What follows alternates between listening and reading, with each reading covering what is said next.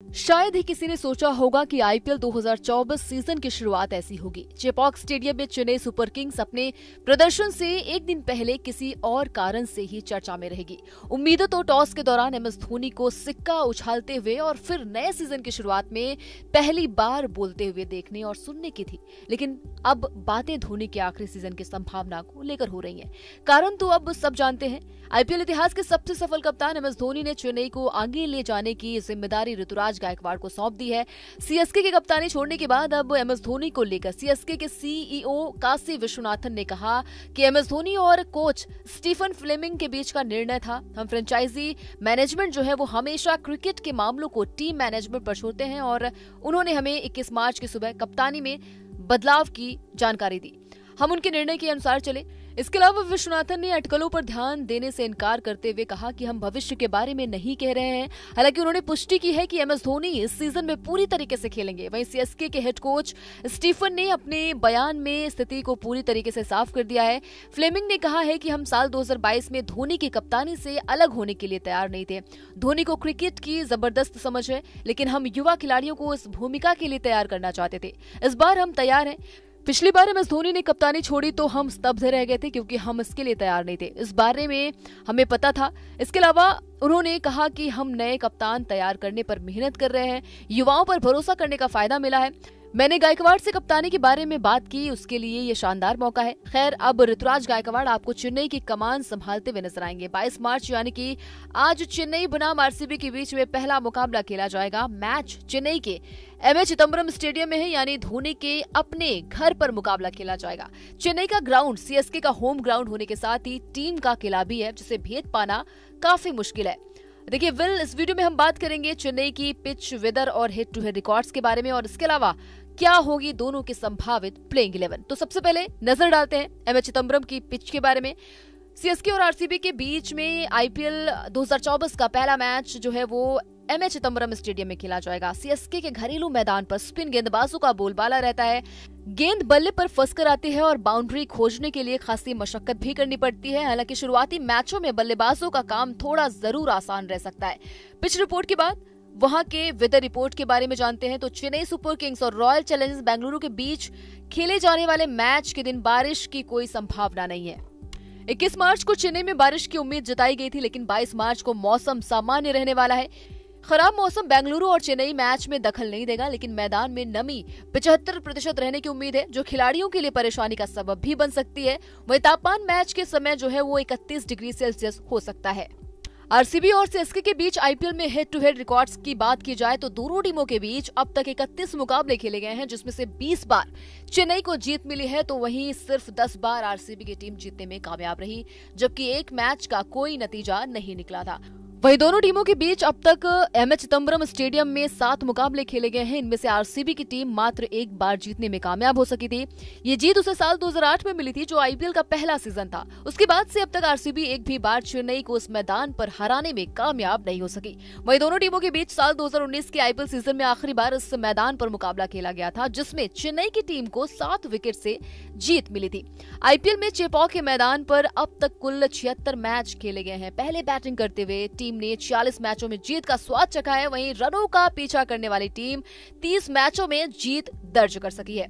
यानी इस ग्राउंड में टॉस जीतकर पहले बल्लेबाजी करने का फैसला ज्यादा कारगर साबित होता है। अब जानेंगे क्या है दोनों टीमों के संभावित प्लेइंग 11।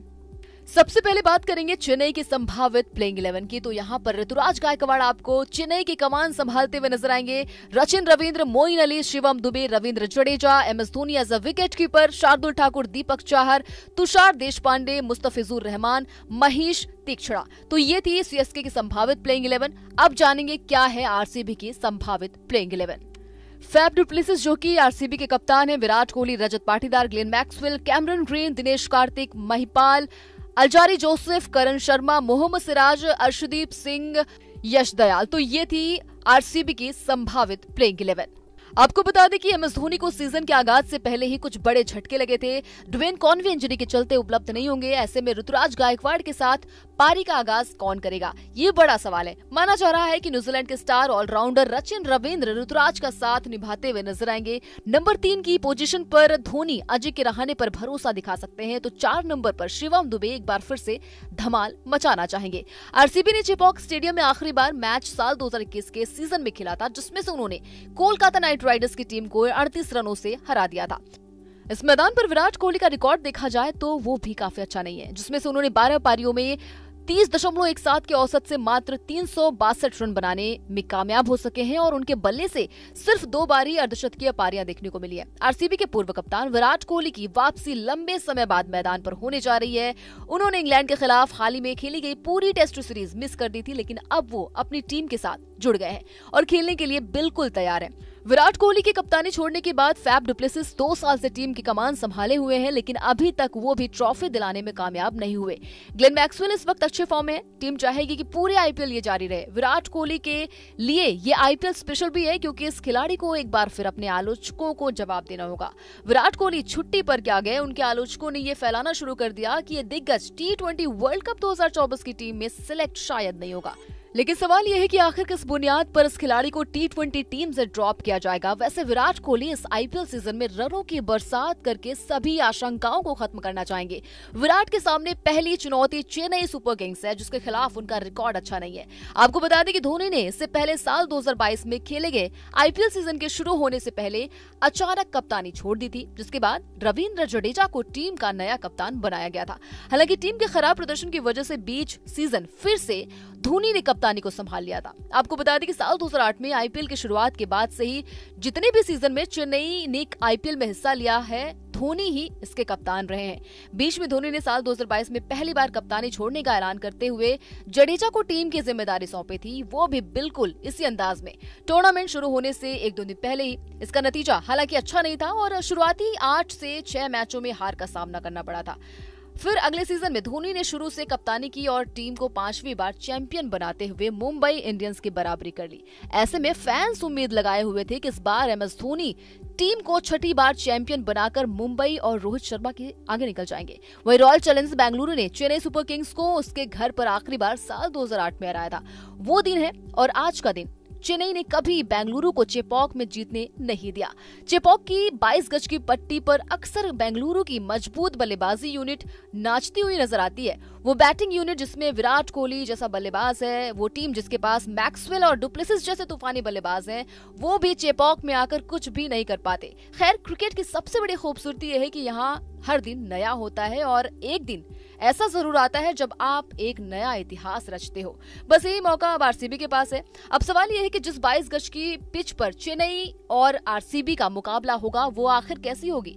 चेपॉक की पिच हमेशा स्पिन फ्रेंडली होती है और इस बार भी यहाँ बल्लेबाजों के फिरके के आगे मुश्किल हो जाएगी। लेकिन यहाँ पेच ये है कि रात को चेन्नई में ड्यू गिरती है, कभी ये ज्यादा मात्रा में आती है तो कभी ये कम हो जाती है। कुल मिलाकर यहाँ टीमों को समझ नहीं आता कि टॉस जीतकर पहले क्या किया जाए। हालांकि चेन्नई की टीम ने अपना होमवर्क जरूर किया है और बेंगलुरु भी अपनी नाकामी से कुछ सीखी तो जरूर होगी। अब देखना यह है कि इस मैच में कौन बाजी मारता है। क्या ऋतुराज गायकवाड़ अपनी कैप्टनसी में ये पहला मुकाबला जीत पाएंगे? कमेंट करके जरूर बताइएगा। इसके अलावा क्या 15 साल बाद चेपॉक स्टेडियम में चेन्नई के सामने एक बार फिर आरसीबी जीत पाएगी? ये भी हमें कमेंट करके जरूर बताइएगा। इसके अलावा अगर आपने अभी तक न्यूज नेशन स्पोर्ट्स को सब्सक्राइब नहीं किया है तो फटाफट से कर लीजिए, क्योंकि स्पोर्ट्स से जुड़ी तमाम खबरें आपको सिर्फ और सिर्फ यहाँ देखने को